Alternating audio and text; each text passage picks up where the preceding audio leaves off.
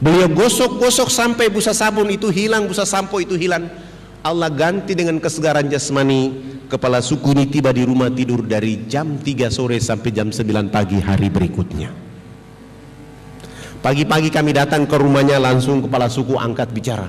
Anak, mandi yang benar itu yang anak ajarkan. Bapak kemarin dimandikan oleh Tuhan Sang Pencipta sehingga Bapak tidur menjadi enak. Selama ini Bapak belum pernah tidur enak seperti ini. Oh, bagaimana kalau pagi ini Bapak ikut mandi? Beliau dengan senang hati ikut kami ke sungai. Hari itu baru dia mandi resmi bilas, naik tidur dari jam 9 pagi sampai jam 3 sore hari itu. Setelah dia bangun tidur, di sana ada kecerdasan dan pencerahan. Dia mulai ceramah kepada 28 titik kampung adat beliau. Besok pagi yang berkumpul di lapangan dekat sungai itu sebanyak 3.712 orang. Laki, perempuan, tua, muda, besar, kecil dalam keadaan koteka seperti tadi datang untuk mengikuti pelajaran mandi menggunakan sabun mandi. Karena kami bawa sabun hanya 7 karton, tidak cukup, terpaksa 1 sabun dibagi 4, dan kami memulai pelajaran mandi kepada saudara-saudara kita di sana. Dari jam 8 pagi sampai jam 12 siang belum tuntas. Saya skorsing pelajaran mandi karena kami mau sholat duhur. Saya bilang sama kepala suku, kami mau sholat duhur, maka yang sudah mandi jangan pulang, yang belum mandi juga jangan pulang. Nanti selesai sholat duhur kami akan melanjutkan pelajaran mandi. Kami kalau sholat duhur atau sholat di pedalaman itu tidak bisa sholat di atas permukaan bumi, harus membuat panggung karena babi sangat banyak. Sehingga kami 20 orang naik di atas panggung, sementara 3.712 orang mereka dulu di bawah panggung yang sudah mandi maupun yang belum mandi. Begitu kami naik di atas panggung dan salah satu dai dia qomat, lalu saya takbir. Allahu Akbar. 19 dai itu juga takbir Allahu Akbar. Begitu kami takbir, 3.712 orang yang sudah mandi maupun yang belum mandi duduk di bawah panggung, semuanya serentak berdiri berputar keliling panggung sholat seakan-akan kami itu Ka'bah. Mereka tawaf keliling panggung sholat itu. Apa yang mereka lakukan? Ternyata mereka tawaf keliling panggung sholat untuk memperhatikan gerakan-gerakan sholat duhur yang kami lakukan. Begitu saya salam, Assalamualaikum warahmatullahi, Assalamualaikum warahmatullahi, kepala suku besar itu langsung loncat naik di atas panggung sholat dan mengajukan beberapa pertanyaan. Anak, kenapa anak dengan teman-teman berdiri dan angkat tangan dan mulutnya bicara-bicara? Itu maksudnya apa? Saya bilang, subhanallah, baru mandi cerdas begini. Saya mulai mencoba menjawab, Bapak kepala suku, kami ini agama kami Islam. Dalam agama kami diperintahkan Tuhan Allah Sang Pencipta dalam satu hari 5 kali menghadapnya di saat dan waktu yang ditentukan. Tadi kami berdiri angkat tangan itu artinya kami menyerahkan sepenuhnya kehidupan jiwa raga kami kepada Tuhan Allah. Yang kami bicara-bicara itu adalah Allah Maha Besar. Kehidupan dan diri kami ini kecil, sehingga tangan kiri kami ini malu menutup dada kami, tangan kanan kami pun malu menutup tangan kiri dan dada. Terserah Allah, mau menghukum kami terserah, mau memberi kami hadiah terserah, karena kami sudah menyerahkan sepenuhnya jiwa dan raga kami kepada Tuhan Allah Sang Pencipta. Oh, ini agama yang benar. Menurut Bapak kami sudah Islam. Tapi kenapa sesudah itu anak dengan teman-teman bongko badan? Apa artinya bongko badan? Kenapa ruku? Saya menjelaskan kepada mereka, kami bongkok badan supaya melihat di bumi ini ada air, ada batu, ada tanah, ada hewan, ada tumbuhan. Semua itu adalah fasilitas dari Tuhan Allah kepada manusia. Dinikmati, dipelihara, dilindungi karena masih ada manusia berikutnya. Tapi kenapa sesudah itu anak dengan teman-teman bongkok badan, tunduk mencium papan? Saya menjelaskan, kami tunduk mencium papan itu pertanda kami menangis atas kejahatan, dosa, maksiat yang kami lakukan, sehingga kami merendahkan kepala kami. Kenapa kami lakukan itu? Karena sebentar kami mati nanti kulit, daging, darah, tulang akan dilebur menjadi tanah. Sebelum dilebur menjadi tanah, kami menyatukan kepala, tangan, lutut dan kaki untuk menangis minta ampun kepada Dia Allah yang Maha Tinggi. Tapi kenapa sesudah itu anak dengan teman-teman lihat ke sebelah kanan mulutnya bicara-bicara, lihat ke sebelah kiri masih bicara-bicara? Saya jawab, kalau tadi kami mengangkat tangan adalah menyerahkan sepenuhnya jiwa raga kami bongkok badan untuk melihat apa yang diberikan oleh Allah. Kami tunduk untuk meminta ampun. Setelah itu melihat ke sebelah kanan, kalau belum ada orang yang tahu mandi, tugas kami harus mengajarkan mereka bisa tahu mandi. Ada yang belum tahu pakai pakaian, tugas kami mencari pakaian untuk menutup tubuh badannya. Ada yang sakit, tugas kami mencari obat. Ada yang lapar, tugas kami mencari makan. Setelah itu melihat ke sebelah kiri, kalau belum ada orang di tempat ini yang mengenal Allah dan Rasulnya, kehadiran kami di tempat ini memperkenalkan Allah dan Rasulnya kepada mereka. Begitu mendengar penjelasan saya, kepala suku langsung mengatakan, kalau begitu kamu tidak boleh duduk di atas panggung.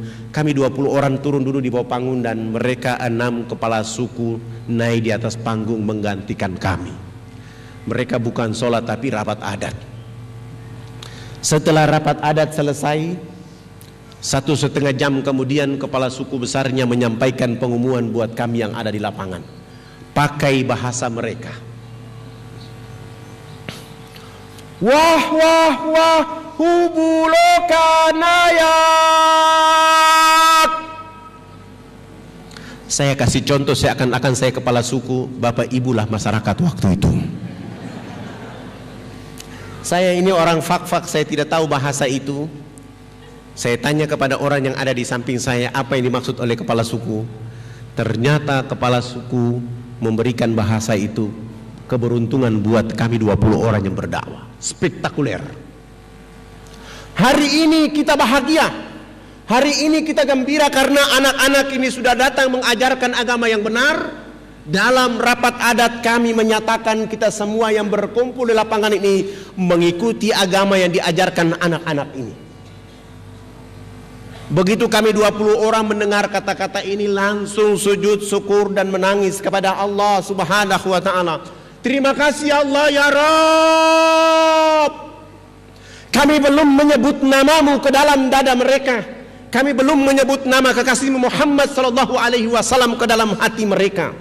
Kami hanya bawa rizkimu berupa sabun, sampo, odol dan sikat gigi datang ke tempat mereka. Kuatkan dakwah ini. Lalu kami berhadapan dengan 3.712 orang, tapi kami semua tidak sanggup. Ketika kami melantunkan 2 kalimat syahadat, kami semua 20 orang harus mencucurkan air mata. Haru kemudahan dari Allah Subhanahu wa taala. Lalu kami berdiri dan mengantarkan 2 kalimat syahadat kepada mereka. Asyhadu an la ilaha illallah wa asyhadu anna Muhammadar Rasulullah. 3.712 orang mengucapkan 2 kalimat syahadat tanpa beban sedikit pun, oleh karena hadirnya hidayah dan petunjuk Allah kepada mereka. Lalu kami bersyukur kepada Allah, terima kasih Allah, dengan hidayah dan petunjuk darimu, masyarakat yang telandang, mereka dalam keadaan telanjang, mereka dalam keadaan terhina, mereka dalam keadaan terbelakang, mereka dalam keadaan bodoh, dakwah hadir di tengah-tengah kehidupan mereka sehingga mereka menyebut namamu dan menyebut nama Rasulmu Muhammad sallallahu alaihi wasallam. Alhamdulillah, setelah mereka mengucapkan 2 kalimat syahadat, pekerjaan berikut yang kami lakukan untuk saudara-saudara kita yang masuk Islam adalah berusaha untuk menginventarisir dan mengganti nama-nama mereka. Yang nama Yakomina kami ganti dengan nama Fatimah. Yang nama Wilhelmina kami ganti dengan nama Maisarah. Yang nama Yakobina kami ganti dengan nama Khadijah. Yang nama Paulus kami ganti dengan nama Abidin. Yang nama Yohanes kami ganti dengan nama Abu Bakar. Yang nama Wilhelmus kami ganti dengan nama Zainuddin. Itulah nama-nama yang paling layak kepada saudara-saudara kita masuk Islam. Sebab sangat lucu kalau ada orang Irian masuk Islam, dikasih nama dia, rambutnya keriting, badannya hitam keling, dipanggil Subagio. Tidak layak kalau orang Irian rambut keriting hitam dipanggil Subagio, atau dia masuk Islam rambutnya keriting, badannya hitam kelin dipanggil Sutrisno. Tidak cocok. Atau dia masuk Islam rambutnya keriting, badannya hitam kelin dipanggil Cecep. Tidak cocok. Tapi Abidin, Ibrahim, Muhammad Nasir insya Allah cocok. Setelah mengganti nama-nama mereka, pekerjaan berikut yang kami lakukan adalah melakukan hitanan massal mulai dari umur 7 bulan sampai umur 63 tahun.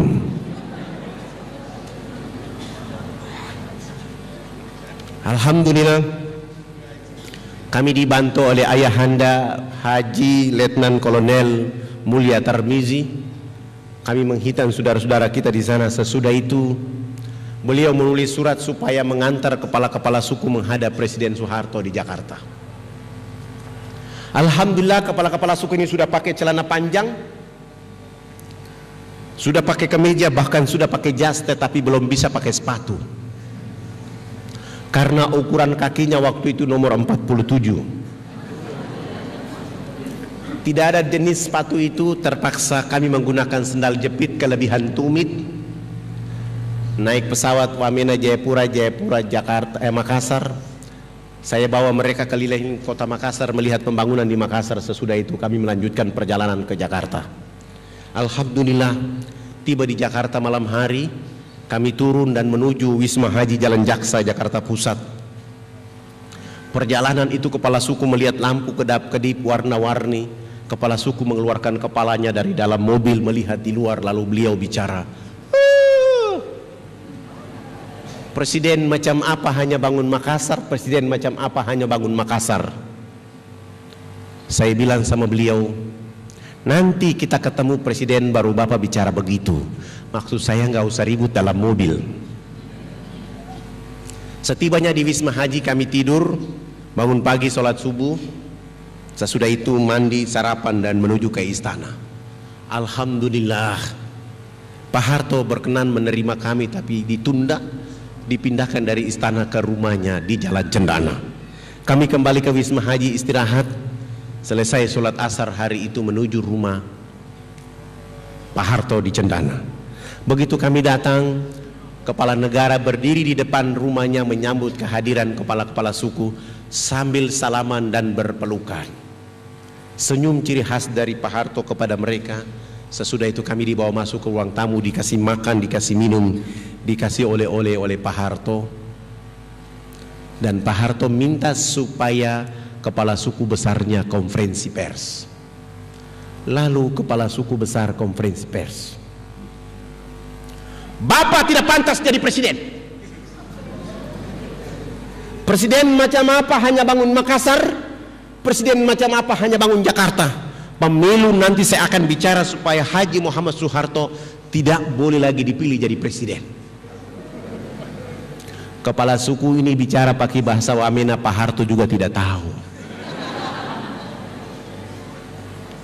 Karena kepala suku ini bersemangat, Pak Harto memiliki positive thinking dan minta diterjemahkan. Dan saya harus menggunakan siasa menerjemahkan bahasa ini. Dan saya mulai menerjemahkan.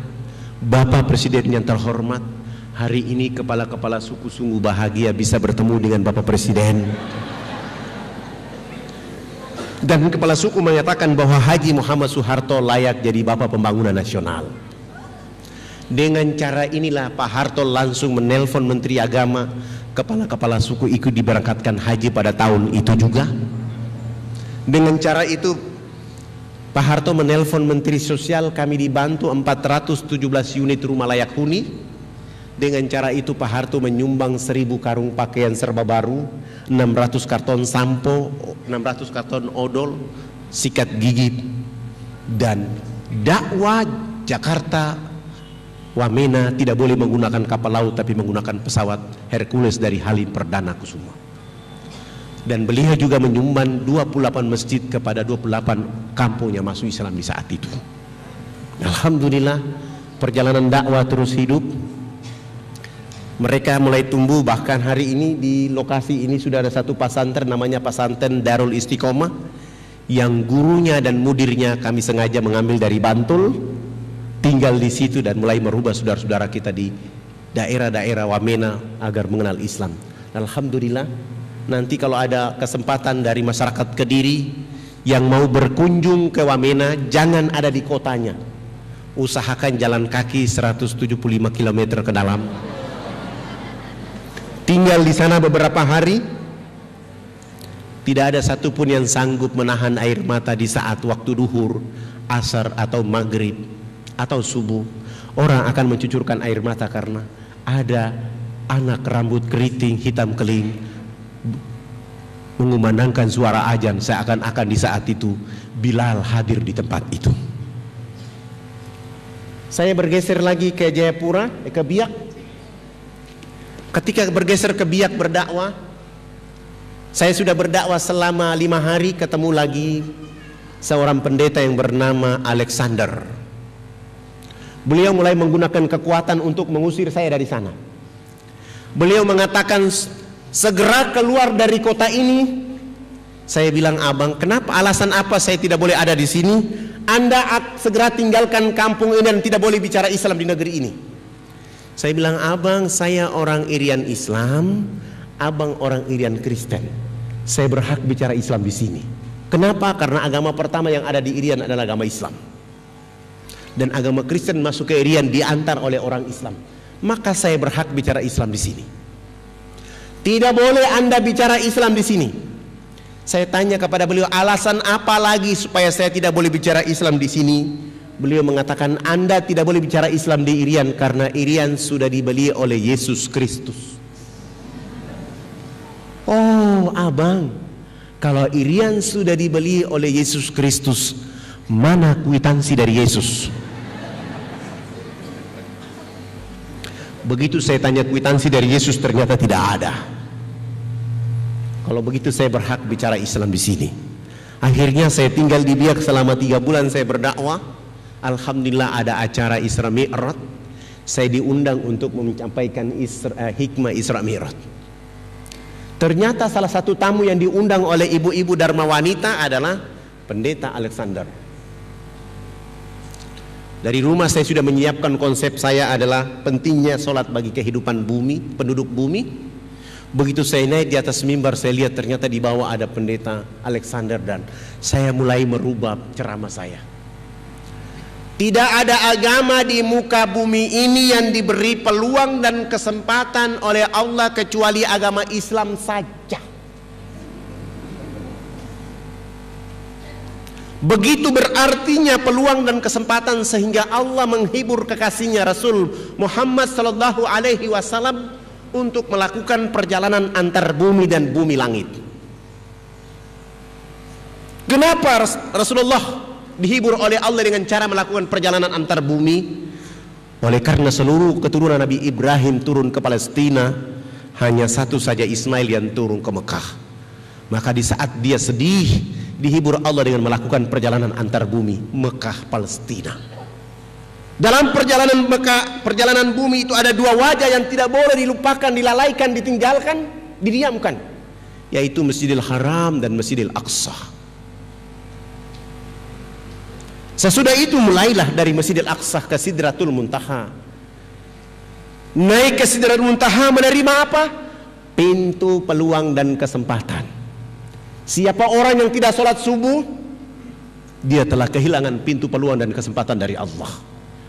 Siapa orang yang tidak sholat duhur, asar, maghrib, isya, dia telah kehilangan kontrol peluang dan kesempatan dari Allah Subhanahu wa ta'ala.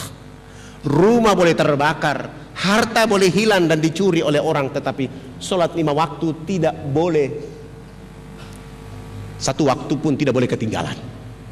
Dan itu hanya ada pada agama Islam saja. Agama lain selalu berkata, tugas Tuhan menciptakan dunia dan isinya, sesudah itu Tuhan istirahat di surga, urusan dunia Tuhan tidak boleh ikut campur.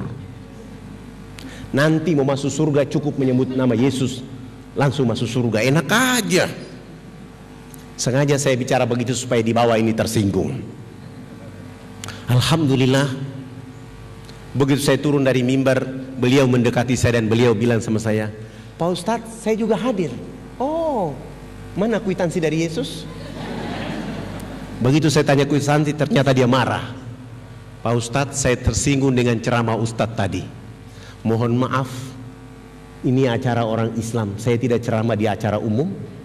Saya tidak tahu kalau abang ada di sini. Bagaimana kalau kita dialog antar umat beragama? Saudaraku, abangku, saya orang yang tidak suka dialog antar umat beragama. Kenapa? Saya bawa orang Islam, abang bawa orang Kristen di ruangan. Kita berkelahi dan bunuh-bunuhan, saya tidak mau. Boleh dialog dengan saya hanya 4 mata 4 telinga. Dan dialog 4 mata 4 telinga hanya bicara Bible dan Kristen saja. Nanti kalau dialog Bible mengatakan agama Kristen agama yang benar, Pak Pendeta bawa saya ke gereja baptis dan umumkan bahwa Fadlan sudah masuk Kristen. Bagaimana jika Bible memberi isyarat bahwa Islam agama yang benar? Ya, saya juga masuk Islam tapi jangan dibiak. Kami sepakat dan malam itu kebetulan acaranya hari Sabtu sore, langsung beliau sewa hotel. Dan saya sudah kasih satu persyaratan, dialog kita di tempat yang ada AC, ada tempat tidurnya 2 dan tempat dialog harus Bapak yang bayar. Beliau sepakat dan malam itu langsung menyewa hotel. Saya bilang jemput saya selesai sholat Isya. Subhanallah, selesai sholat Isya beliau datang di posko dakwah, bawa mobil Kijang yang bertuliskan Laskar Kristus. Saya bilang ini orang hebat. Begitu saya naik di atas mobil dan saya mulai baca Bismillahirrahmanirrahim wa mursaha inna rabbira ghafurur rahim, runtuhlah Laskar Kristus malam hari ini. Begitu kami 2 jalan menuju penginapan, saya bilang, abang malam ini saya bahagia karena saya lihat abang jadi muridnya Yesus. Oh, tidak usah kita bicara di sini. Ternyata beliau sudah mulai emosi. Saya memainkan emosinya. Kami sampai di hotel, kami 2 duduk berhadap-hadapan dan saya mulai mengatakan kepada beliau, abang, saya ini tamu, abang tuan rumah. Karena abang tuan rumah, saya minta tolong abang yang berdoa duluan. Lalu beliau memimpin doa ala mereka. Saya kutip doanya.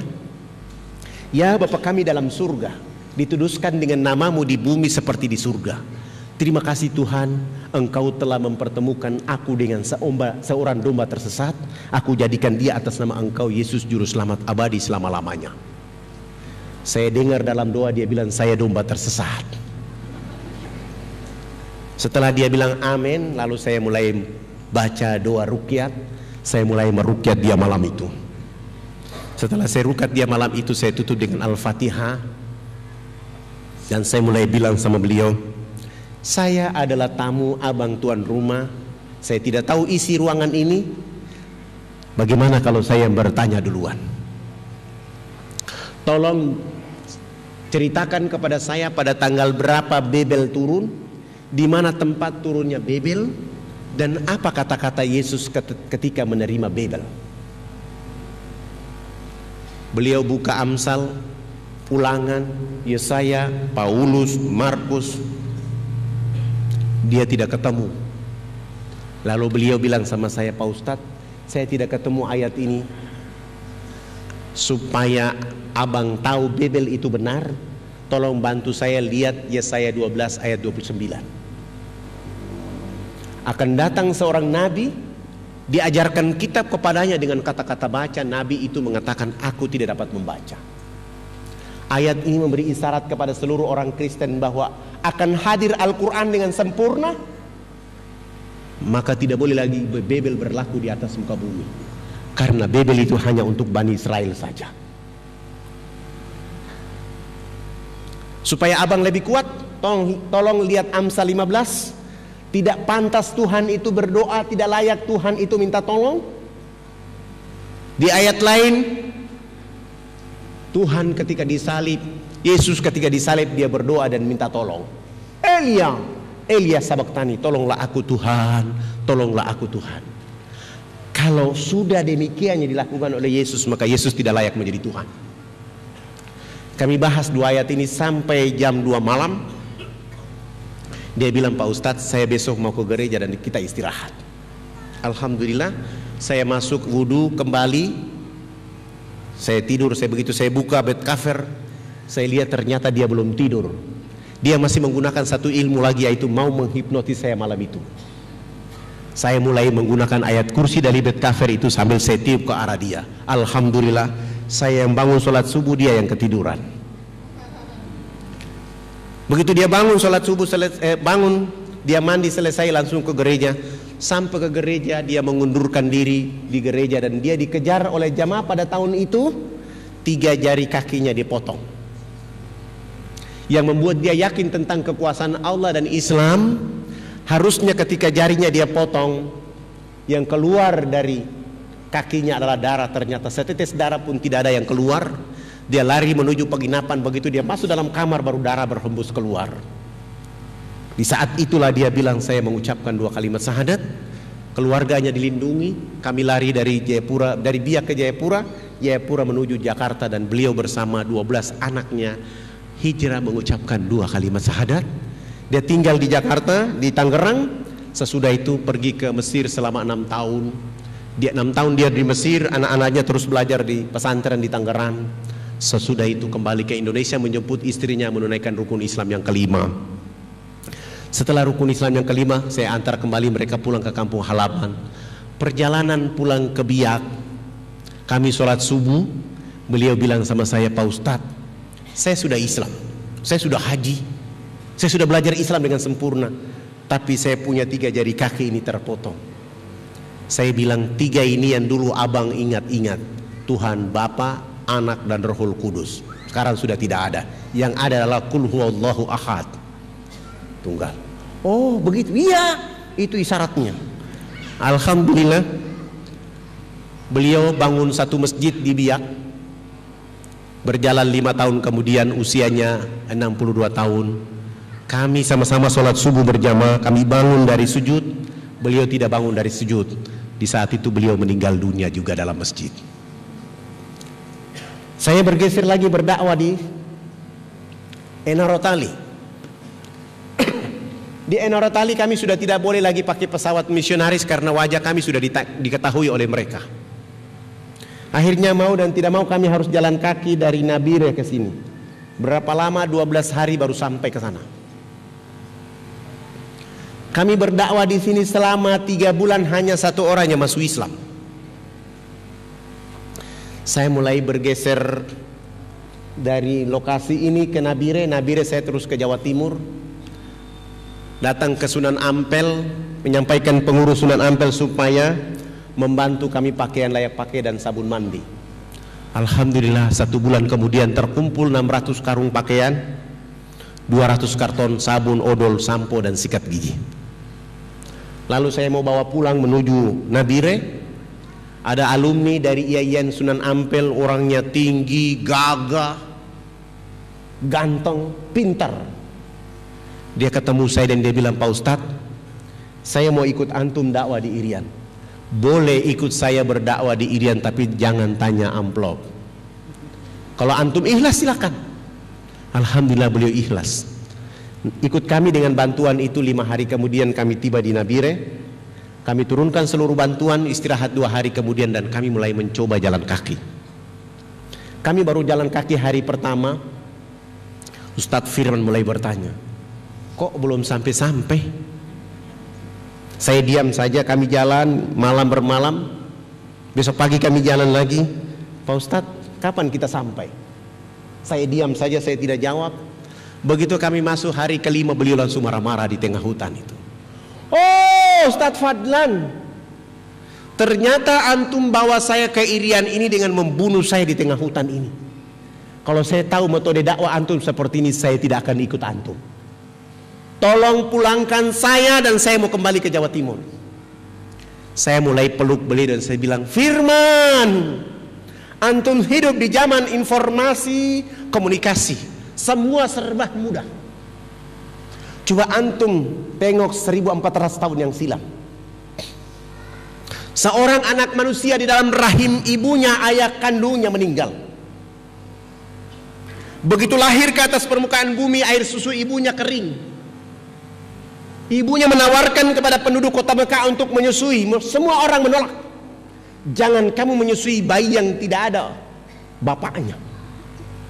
Begitu dibawa menghadap Halimatus Sa'diyah, suami Halimatus Sa'diyah marah-marah. Wahai istriku, kita butuh upah, kita butuh uang. Jangan kamu mengisi bayi yang tidak ada orang tuanya. Wahai Firman,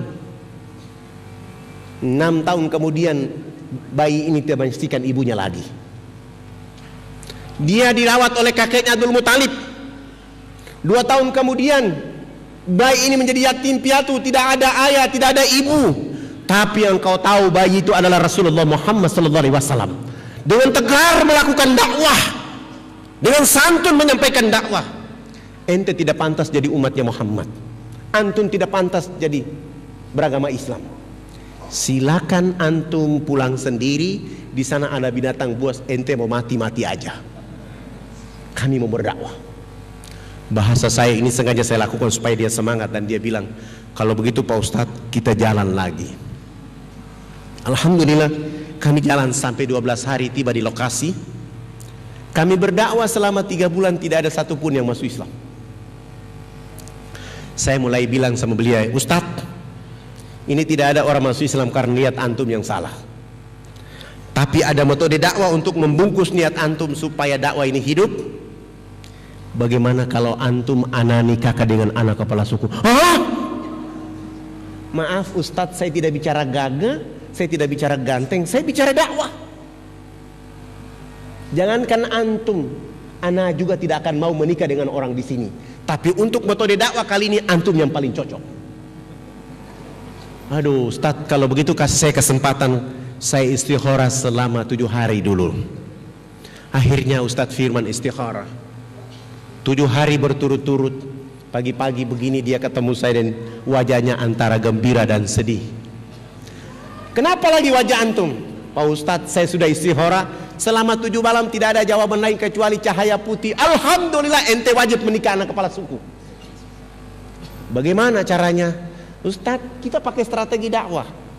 Lalu saya lapor di kepala suku, anak perempuan tertua yang bernama Yakomina itu kami bawa dia jalan kaki, tutup auratnya, kami bawa jalan kaki ke Nabire dan kami bawa dia ke Jawa Timur. Yakomina ini sampai ke Surabaya, masuk Islam dan kami ganti nama dia dengan Aisyah. Dia tinggal selama 3 tahun 6 bulan di Mojokerto. Kerjanya adalah ngaji masuk salon. Ngaji masuk salon. Menghabiskan biaya salon selama 3 tahun 6 bulan 23.775.000. Rambut keribu itu kami rebonding kasih lurus. Badan lemak-lemak babi itu kami lulur menjadi hitam manis. Begitu dia pakai gamis besar, pakai jilbab besar, baru Ustadz Firman angkat bicara. Iya ya Ustadz, kalau orang Irian dipoles kayak orang Yaman. Dulu ente mengeluh. Alhamdulillah, si Aisyah ini 3 tahun 6 bulan itu mulai cantik kembali. Dan 3 tahun 6 bulan dia mampu hafiz dus 28, 29, 30. Dan 3 tahun 6 bulan dia mampu menghafal 112 hadis dan mulai bisa ceramah di tengah-tengah kehidupan teman-temannya. Akhirnya Firman menikah dengan Aisyah. Setelah akad nikah saya mulai kasih pengumuman bahwa kedua hamba Allah ini tidak boleh tinggal di sini. Mereka harus dibawa ke kampung istrinya. Alhamdulillah, saya bawa istrinya, kami bersama suaminya kami pulang. Sampai di Nabire saya mulai mutar otak saya, bagaimana keadaan supaya wanita ini tetap cantik. Karena kalau kami jalan kaki, keringat selama 12 hari bisa membuat dia kembali ke habitatnya. Akhirnya saya mulai bilang, seluruh jamaah kita harus menjaga sholat 5 waktu kita menjaga bacaan Al-Quran kita selama 1 bulan. Alhamdulillah, 53 hari kemudian ada pengumuman bahwa 43 hari kemudian ada pengumuman bahwa ada pesawat angkatan udara mau terbang ke sini. Saya ke sana melapor dan kami 7 orang bisa ikut. Saya mulai bilang sama suaminya, yang besok berdakwah bukan antum, bukan saya. Tapi yang berdakwah adalah istri antum. Supaya dakwah ini besok hidup, suruh pakai jilbab putih, gamis putih, sepatu putih, kaos kaki putih. Kalau ada kacamata warna putih kasih pakai juga. Alhamdulillah, besok pagi di airport saya lihat ternyata putih-putih. Saya tanya ke kacamata, ternyata tidak ada. Saya bilang sudah bisa kita mulai.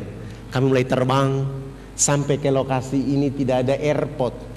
Akhirnya kami dilepas pakai jaring satu persatu.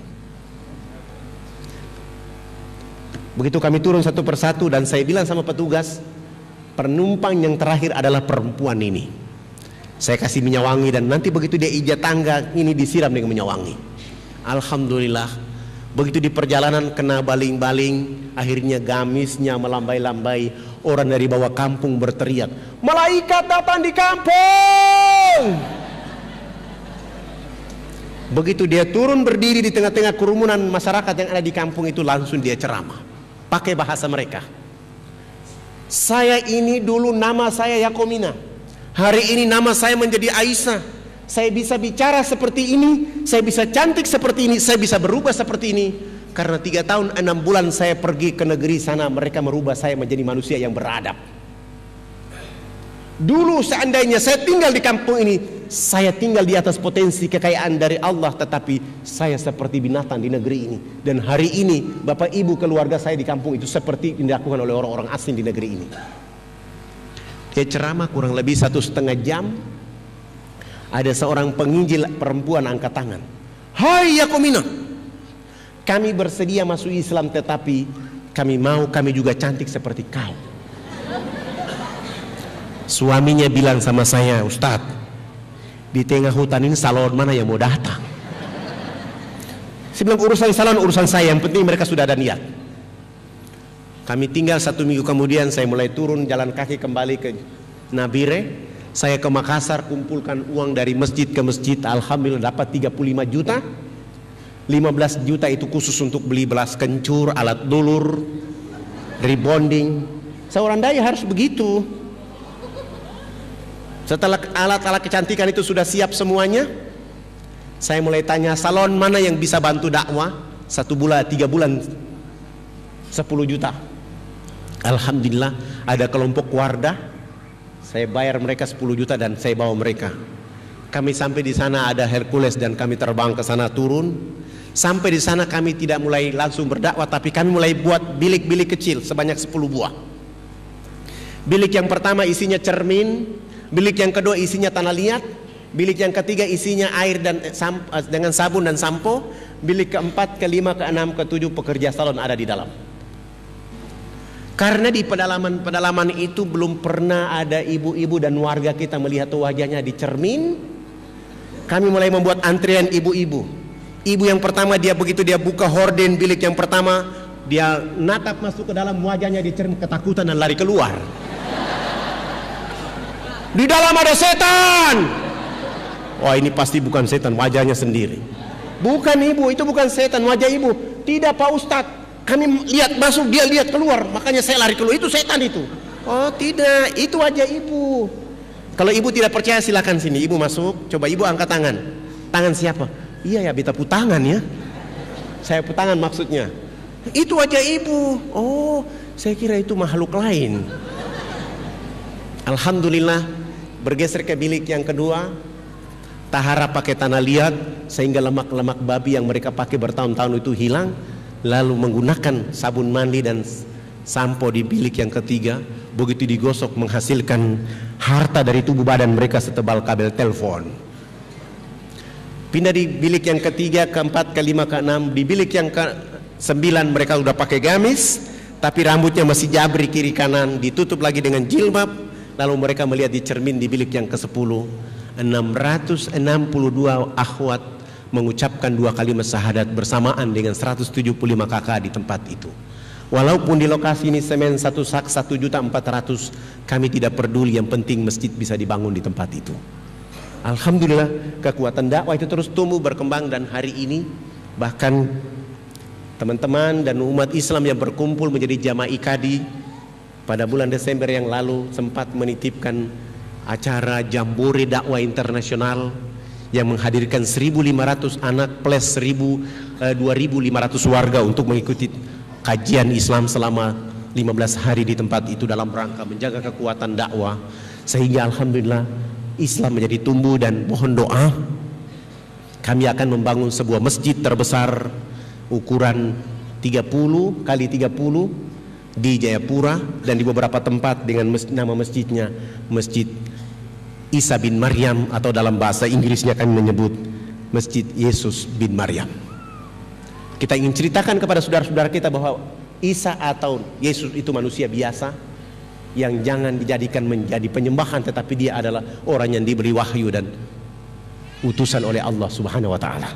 Dan kami terus bekerja dengan rapi terus menerus karena doa dari seluruh masyarakat Kediri, umat Islam yang ada di Kediri, sehingga kami melakukan dakwah tidak dengan kekerasan tetapi dengan pandangan yang telah didakwakan oleh Rasulullah Muhammad SAW, sehingga kami terus melakukan. Bapak Ibu yang dirahmati oleh Allah, saya bergeser lagi ke Manokwari. Tahun 2002, waktu sudah habis ya? Sudah habis? Saya bergeser ke Manokwari bulan puasa tahun 2002. Saya ceramah di Manokwari malam nuzul Quran. Saya ceramah di atas mimbar dan waktu itu ternyata ada siaran radio regional 2 FM Manokwari. Tapi panitia tidak kasih tahu saya, sehingga saya ceramah di atas mimbar itu begini. Tidak ada kitab suci di atas muka bumi yang dibaca dan didengar mendapat pahala kecuali Al-Quran. Rasulullah Sallallahu Alaihi Wasallam bersabda, la aqulu alif lam mim harfu, walakin alifun harfu wa lamun harfu wa mim harfu. Rasulullah Sallallahu Alaihi Wasallam bersabda, alif lam ini bukan satu huruf. Alif satu huruf, lam satu huruf, mim satu huruf. Setiap orang yang membaca satu huruf pahalanya 10 derajat. Sementara buku-buku yang lain, kitab suci yang lain dibaca dari pagi sampai dengan sore, tutang gigi yang sakit tapi tidak ada pahala sedikit pun.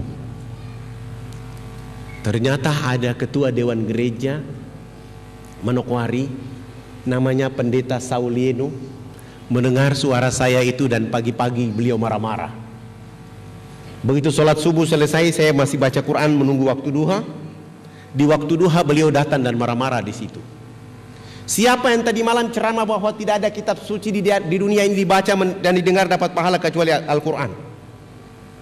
Itu akan membuat kita tersinggung. Begitu beliau datang dan saya ketemu, saya bilang, Bapak, saya ini puasa. Saya puasa, jadi kalau Bapak ribut-ribut seperti ini akan mengganggu puasa saya. Bapak katanya bicara cinta kasih, bicara kasih sayang, tapi kok Bapak ribut pagi-pagi ini? Kalau mau bicara dengan saya, bicara dengan tenang. Alhamdulillah, beliau mulai bilang sama saya, Pak Ustadz, hari ini umat Kristen di Manokwari marah karena Pak Ustadz ceramah tadi malam. Saya bilang, saya ceramah itu dikhususkan kepada umat Islam. Kalau ada siaran lewat radio itu hanya untuk menguatkan umat Islam yang tidak datang ke masjid. Tapi kalau Bapak tersinggung, saya tidak menyinggung apa-apa dalam ceramah saya itu kecuali mendorong umat Islam untuk membaca Al-Quran lebih rapi. Bagaimana kalau kita dialog antar umat beragama? Boleh, tapi hanya 4 mata 4 telinga. Persyaratannya gampang. Dialog di tempat yang ada AC, ada tempat tidurnya 2, dan tempat dialog harus Bapak yang bayar. Dialog kita tidak bicara Quran dan Islam, tapi kita bicara Bible dan Kristen. Nanti dalam dialog Bible mengatakan Kristen agama yang benar, pendeta bawa saya dan Kristenkan saya. Tapi bagaimana Bible memberi isyarat Islam agama yang benar? Ya, saya juga masuk Islam tapi jangan di Manokwari. Alhamdulillah, dia pulang ke rumah. 2 jam kemudian dia sewa hotel dan dia jemput saya. Begitu kami sampai di hotel, beliau bawa Bible tahun 74, 75, 76, 77, 79, 80 sampai 95. Sementara saya bawa Bible dari tahun 61, 62 sampai 2002. Justru buku Bible saya lebih banyak daripada dia. Sampai di sana, saya suruh beliau berdoa. Setelah berdoa selesai, saya berdoa lagi menurut agama Islam. Saya mulai bertanya kepada beliau, tadi abang protes saya tentang saya bilang Al-Quran dibaca dapat pahala. Tolong bilang sama saya, tolong abang baca Matius 7 ayat 21-23. Begitu dia buka Bible ayat ini, dia baca, tapi dia baca pelan. Begitu dia buka, dia baca pelan-pelan. Saya bilang, bagaimana saya bisa dapat pahala kalau abang pendeta baca Bible pelan-pelan? Baca yang tegas kayak kami di Islam. Bismillahirrahmanirrahim. Abang juga baca Bible harus keras supaya saya bisa mendengarnya. Lalu beliau membaca ayat ini. Begitu dia baca, Yesus akan mengusir orang-orang yang menyebutnya Tuhan. Bagaimana menurut Bapak Pendeta tentang ayat ini? Pak Ustadz, ayat ini salah cetak. Begitu dia bilang salah cetak, saya mulai bilang sama beliau, kami di Islam Al-Quran itu kalau satu bentuk huruf saja salah cetak, Al-Qurannya dimusnahkan pada tahun itu dan digantikan dengan terbitan yang benar dan baru. Saya bawa Bible tahun 61 sampai 2002, isi informasinya salah, sama. Itu berarti ini benar. Hanya kalian yang baru belajar dari Ustadz. Beliau langsung mengatakan, tidak perlu kita perpanjang dialog lagi. Saya masuk Islam, tapi jangan di bulan puasa. Kalau bisa habis lebaran bawa saya dialog, masuk Islam. Alhamdulillah beliau masuk Islam tahun 2002. Setelah hari raya Idul Fitri, beliau masuk Islam. Sesudah itu dihitan di Jakarta. Waktu itu kami hitan dia di Bandung. Setelah dihitan di Bandung langsung pergi haji. Satu-satunya jamaah haji yang pergi haji dalam keadaan luka hitanan belum sembuh adalah beliau. Setelah naik haji, di perjalanan haji istrinya telepon dari Manokwari, Pak Pendeta ada di mana ini? Dia bilang sama istri, jangan panggil saya pendeta mama, saya sudah masuk Islam sebagaimana dalam Bible menyatakan kepada kita, pergilah engkau mencium batu hitam, engkau membersihkan jiwamu, engkau membesarkan jiwamu, engkau membersihkan jiwamu, engkau menjadi hamba yang paripurna dalam hidup. Maka saya masuk Islam supaya saya cium batu hitam ini, supaya saya menjadi orang yang bersih. Terserah mama, mama mau masuk Islam atau tidak terserah, tapi mama perlu tahu, ketika nanti saya sampai ke Jakarta, banyak ibu-ibu di Jakarta yang menunggu saya. Subhanallah, istrinya akhirnya terbang dari Manokwari dan ikut masuk Islam di Jakarta, menjemput suaminya. Hari ini beliau menjadi ketua Merapi itu di Manokwari untuk membantu dakwah kami. Bapak Ibu yang dirahmati oleh Allah Subhanahu wa taala, kekuatan dakwah itu dilakukan oleh karena satu, hanya ridha dan rahmat Allah semata. Kita jaga agama ini bersama-sama. Indonesia ini mau maju, umat Islam negeri ini mau bermartabat, umat Islam negeri akan menjadi potret umat Islam di dunia apabila memahami Islam dengan baik dan benar, mendakwakan Islam dengan baik dan benar, dan menempatkan Islam benar-benar menjadi tangguh dan kuat dalam segala kehidupan. Sehingga Islam itu mencerdaskan semua orang, baik tingkat RT, RW, kecamatan, kota, kabupaten, bahkan provinsi dan seluruh. Maka kita akan menemukan orang-orang Islam yang menebarkan kecerdasan, orang Islam yang menebarkan pencerahan, bahkan menjadi rahmatan lil alamin dalam kehidupan kita. Siapa orangnya? Rasulullah Muhammad sallallahu alaihi wasallam. Siapa yang mengikutinya? Sahabat-sahabat Nabi. Siapa lagi yang melanjutkannya? Para alim ulama. Siapa lagi yang meneruskannya? Para dai-dai. Marilah kita bersama, para ustazah-ustazah, para mubalik-mubaligah, yang mereka siang malam bagaimana mengantarkan dakwah ini ke depan pintu hati hamba Allah manusia, sehingga mereka mengenal Islam dengan tangguh dalam kehidupan itu. Sebelum saya akhiri, saya persilahkan di antara Bapak Ibu yang mau bertanya, saya persilahkan.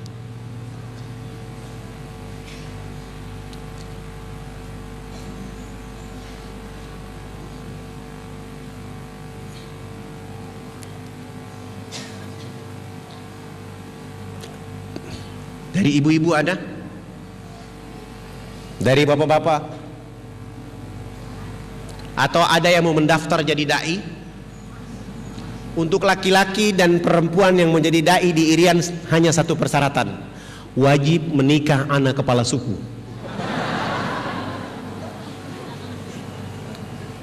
Jadi kalau ada ikhwan di sini yang sudah punya istri di sini, jangan bawa istri nikah di sana.